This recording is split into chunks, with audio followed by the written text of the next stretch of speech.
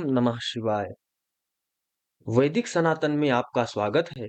श्री शिव महापुराण में दूसरे अध्याय के दूसरे भाग का श्रवण करेंगे। इस अध्याय में नारद मुनि की तपस्या, इंद्र द्वारा तपस्या में विघ्न उत्पन्न करना, नारद का काम पर विजय पाना और अहंकार से युक्त ब्रह्मा, विष्णु और रुद्र से अपने तप के कथन के बारे में जानेंगे।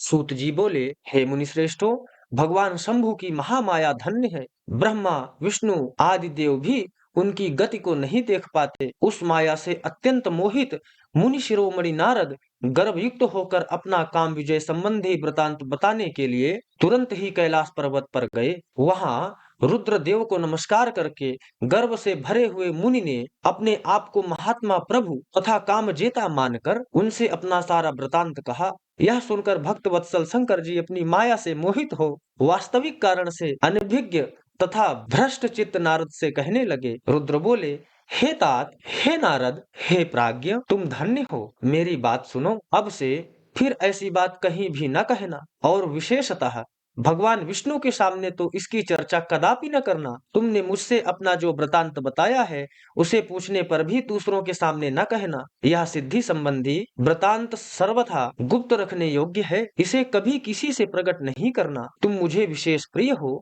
इसलिए अधिक जोर देकर मैं तुम्हें यह शिक्षा देता हूँ, क्योंकि तुम भगवान विष्णु के भक्त हो और उनके भक्त होते हुए मेरे अत्यंत अनुगामी हो। इस प्रकार बहुत कुछ कहकर संसार की सृष्टि करने वाले भगवान रुद्र ने नारद को शिक्षा दी, परंतु शिव की माया से मोहित होने के कारण नारद जी ने उनकी दी हुई शिक्षा को अपने लिए हितकर नहीं माना। भगवान शिव की इच्छा को कोई भी मनुष्य टाल नहीं सकता।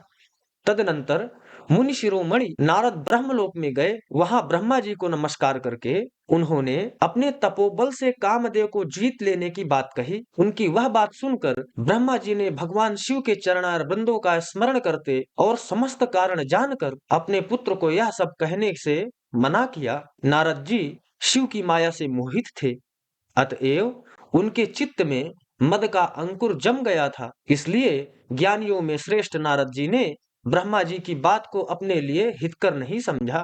इस लोक में शिव की जैसी इच्छा होती है वैसा ही होता है। समस्त विश्व उन्हीं की इच्छा के अधीन है और उन्हीं की वाणी रूपी तंत्री से बंधा हुआ है। तब नष्ट बुद्धि वाले नारद जी अपना सारा वृतांत गर्व पूर्वक भगवान विष्णु के सामने कहने के लिए वहां से शीघ्र ही विष्णु लोक में गए। नारद मुनि को आते देखकर भगवान विष्णु बड़े आदर से उठकर शीघ्र ही आगे बढ़े और उन्होंने मुनि को हृदय से लगा लिया। उन्हें मुनि के आगमन के हेतु का ज्ञान पहले ही था।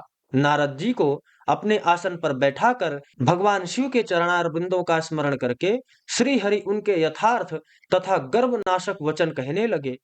विष्णु बोले, हे तात, आप कहाँ से आ रहे हैं? यहाँ किस लिए आपका आगमन हुआ? हे मुनि श्रेष्ठ, आप धन्य हैं। आपके शुभ आगमन से मैं पवित्र हो गया। भगवान विष्णु का यह वचन सुनकर गर्व से भरे हुए नारद मुनि ने मद से मोहित होकर अपना सारा वृतांत बड़े अभिमान के साथ बताया। नारद मुनि का वह अहंकार युक्त वचन सुनकर मन ही मन शिव के चरणारविंदों का स्मरण कर कर भगवान विष्णु ने उनके काम विजय के समस्त यथार्थ कारण को पूर्ण रूप से जान लिया। इसके पश्चात शिव के आत्मस्वरूप परम शैव सुबुद्ध भगवान विष्णु भक्ति पूर्वक अपना सिर झुकाकर हाथ जोड़कर परमेश्वर कैलाशपति शंकर की स्तुति करने लगे। विष्णु बोले, हे देवेश्वर, हे महादेव, हे परमेश्वर, आप प्रसन्न हो। हे शिव, आप धन्य हैं और सबको विमोहित करने वाली आपकी माया भी धन्य है। इस प्रकार परमात्मा शिव की स्तुति करके हरि अपने नेत्रों को बंद कर उनके चरण कमलों में ध्यान स्थित होकर चुप हो गए। विश्वपालक हरि शिव के द्वारा जो होना था उसे हृदय से जानकर शिव की आज्ञा अनुसार मुनि श्रेष्ठ नारद जी से कहने लगे। विष्णु बोले, हे मुनि श्रेष्ठ, आप धन्य हैं। आप तपस्या के भंडार हैं और आपका हृदय भी बड़ा उदार है।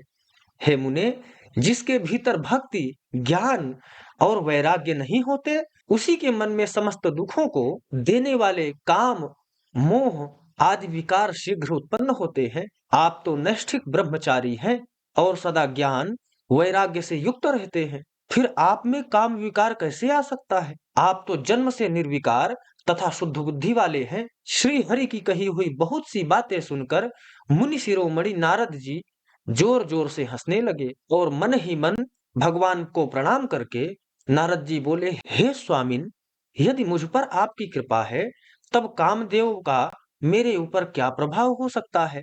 ऐसा कहकर भगवान के चरणों में मस्तक झुकाकर इच्छानुसार विचारने वाले नारद मुनि वहां से चले गए। इस प्रकार श्री शिव महापुराण के अंतर्गत द्वितीय रुद्र संहिता के सृष्टि खंड में नारद तपोवन नामक दूसरा अध्याय संपूर्ण हुआ।